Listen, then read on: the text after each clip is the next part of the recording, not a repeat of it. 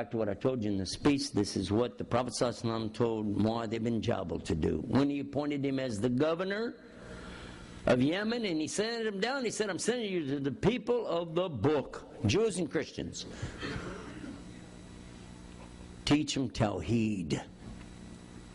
Let them understand the true meaning of La ilaha illallah. And that's what the companions had to deal with for 13 years.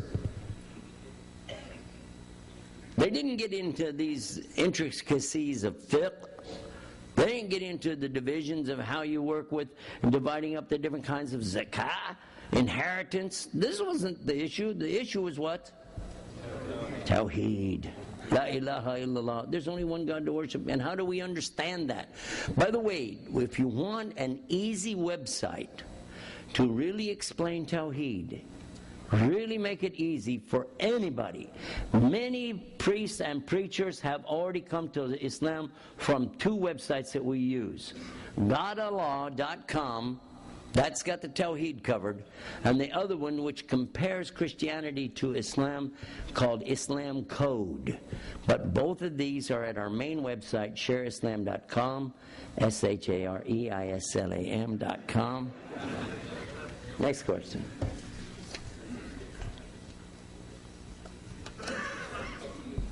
Somebody asked, if we believe in the same God, why do I need to be a Muslim?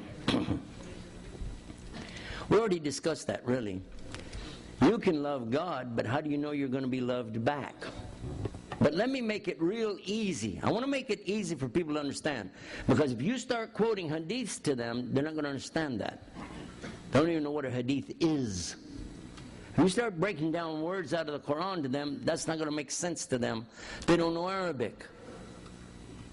Muslims are even starting to say things like, well, you know, we all believe in the same God. Why can't we just get along, live in peace, let me get my degree, make some money, have a big house, and we'll all be la-di-da-di-da. Yes or no? And you know that's true. That's what's happening.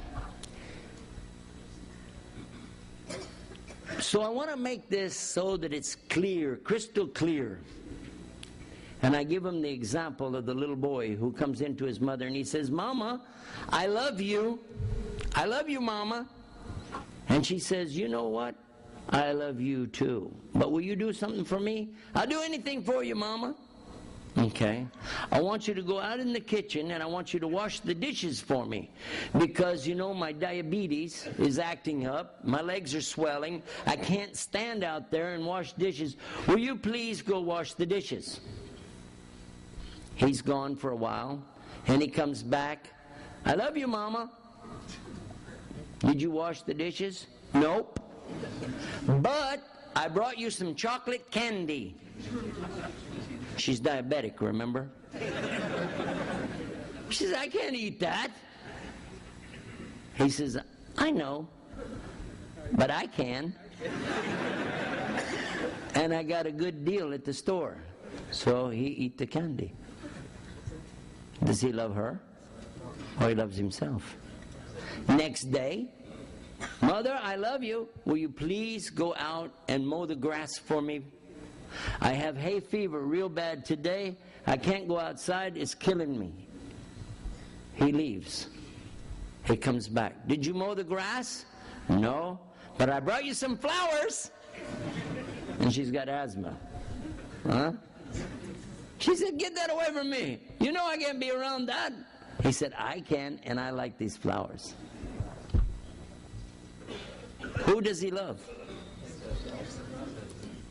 Yeah, and that's the same thing for anybody who say they love Allah, but they don't want to follow Muhammad sallallahu alaihi wasallam. It's not reciprocal, and Allah is not going to love you back because you have not loved Him on His terms. His terms are a complete and total love that has nothing else in it whatsoever. It's mentioned in the Bible in the Old Testament. It's mentioned in the New Testament, and it's mentioned in Islam the same way, unless and until you reach the level where Allah is more to you than anything in this earth or anything in the universe. You have not submitted. When you can find anything on this planet which you take over Allah, you are no longer considered as a Muslim. Allah orders you to do something, you do it because He ordered you. He orders you not to do something, you don't do it because He ordered you. And you don't change His religion.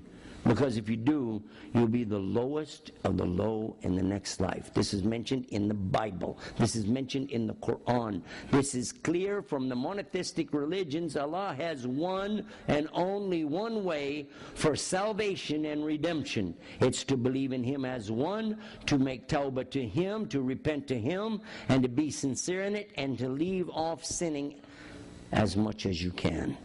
It doesn't mean you're going to be perfect. We already know that. But it does mean you're going to try your best. And you're going to also apologize and ask for forgiveness when you make mistakes. And you're not going to pass your mistakes off onto somebody else and say, He died for my sins. You were responsible for what you did, not somebody else.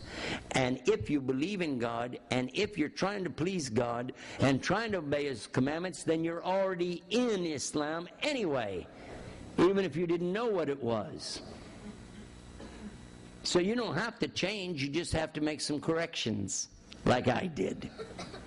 Many Christians are so close to Islam, they just need to make some corrections. Straighten out the Aqidah, straighten out some of the actions that they do, leave off some things they've been doing, and then keep going with the enthusiasm, the excitement, and the dedication they already have to Christianity. And Prophet ﷺ said that the Christian that comes to Islam has double reward because they believed in Jesus and then they believed in Muhammad and the message with which he was sent. Double reward. But who hears the message and rejects it? And this is in the tafsir of وَمَنْ يَبْتَغِي غَيْرَ الْإِسْلَامِ دِينًا. The tafsir explains that the Rasul said, and it's in Sahih Bukhari, that whoever hears about me and this message from the Jews and Christians, and they don't accept Islam, they will be in the fire. Once you've made it clear, you've understood it, you no longer have any option except Sami'na wa ata'na, to hear and obey. The two things that begin the story in the Bible, begin the story in Quran, as far as the first human being, Adam alayhi salam, are similar. Adam and the devil. The devil was ordered to do something. What was he ordered to do? Bow down, make sujood. Did he do it? No, he refused to do what Allah ordered him to do. Yes? That was it. That was the only thing he did wrong, wasn't it? But he refused. Adam was ordered the opposite. Don't do something. Don't eat the fruit. Did he eat it? Yes. Did he repent? Yes, he did. He made tawbah. Did the devil repent? No. Will he ever repent? No, it's already known from hadith. He never will repent. That's the reason the devil is going to hell. It's not because he didn't make the sajda, it's because he won't repent afterwards.